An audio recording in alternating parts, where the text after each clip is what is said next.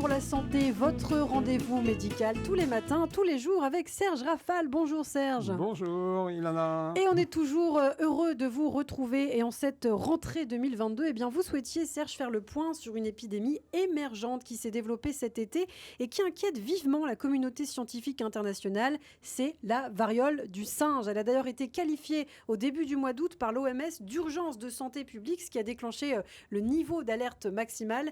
La dernière l'avait été en janvier 2020 pour la Covid. C'est dire l'importance justement de cette épidémie. Oui, j'ai consacré en juin une rubrique à cette flambée d'infections à virus monkeypox partout dans le monde, alors qu'elle restait habituellement cantonnée à l'Afrique de l'Ouest, bassin du Congo et Nigeria. Et même si quelques malades extra-continentaux avaient été identifiés ça et là.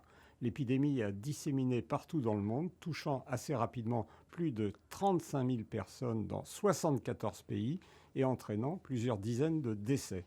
Elle est arrivée en mai en Europe, a touché à ce jour près de 3 000 personnes en France. La majorité des malades étaient et sont des hommes de 35 ans de moyenne d'âge qui fréquentent des lieux fort conviviaux de rencontres masculines. Alors, est-ce qu'on peut revenir, Serge, à cette maladie née en Afrique ? Elle est endémique sur ce continent, abusivement dénommée variole du singe en raison de ses symptômes qui y font penser. Le tableau clinique est celui d'un syndrome pseudo-grippal avec de la fièvre et une éruption vésiculo-pustuleuse puis croûteuse qui disparaît spontanément en 2 à 3 semaines.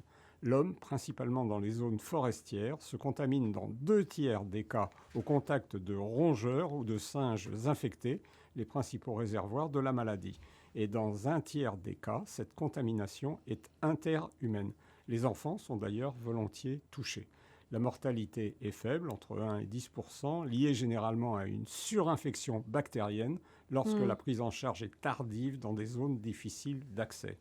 La singularité de l'épidémie actuelle est qu'elle concerne des adultes en zone urbaine et que les lésions sont presque toutes génitales, ce qui renseigne sur le mode de transmission.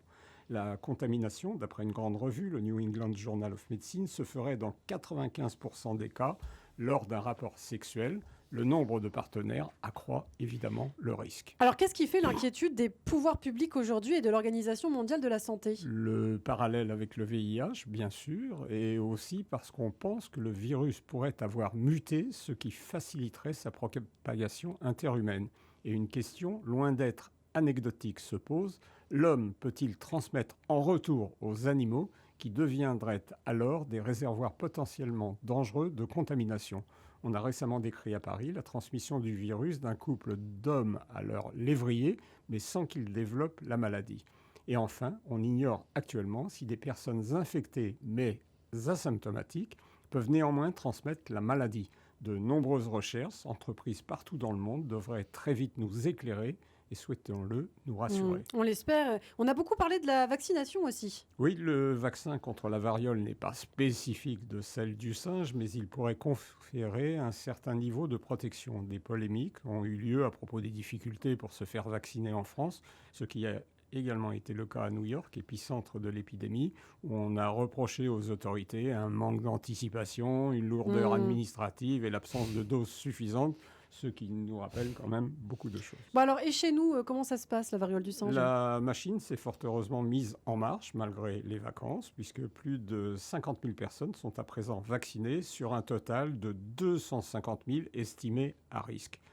Hommes et trans déclarant des relations multiples, travailleurs du sexe, professionnels exerçant dans des lieux de rencontre. Alors, qu'est-ce qu'on peut dire en conclusion, Serge ? Écoutez, si l'homme descend du singe, il peut aussi y remonter, nous dit le génial Buster Keaton, dont la parole, vous le savez, était rare.